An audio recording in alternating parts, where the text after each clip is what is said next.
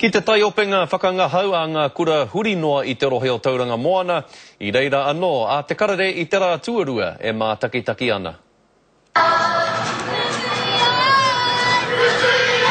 Ko ngā tāina o manu tioriori ki Matapihi, tētahi o ngā rōpū tuatahi, ngā rātau nei I tīmata atu ngā mahi o te rā.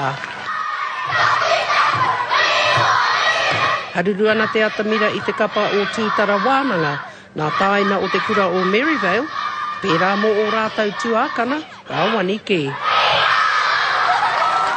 I te iwi whānui nei a muri ake rā I te me ki te aitio, te waipuke rā, me te paru o tō mātou nei moana, o te moana toi.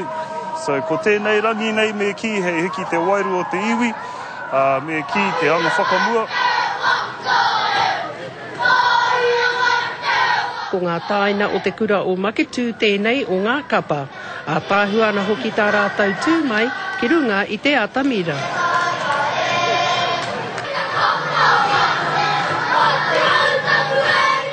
Pērā nō mo tēnei kapa mai o te kura auraki o te puke, te tūpakaria nō nei ki mua I te tini me te maha. Ka tae ngā tamariki katoa, Pākehā mai, Hapanihi mai, Haina Mana mai, ka tae rātou te tū kei rungi te ata amira me ki te tūtūtue, te puehu.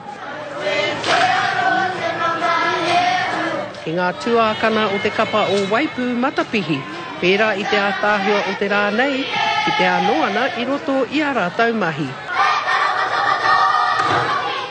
Pērā I te rā nei, ātāhua ana ke ngā mahi a ngā kapa o Tauranga Moana. Ko Hinerangi Goodman, mō te karere.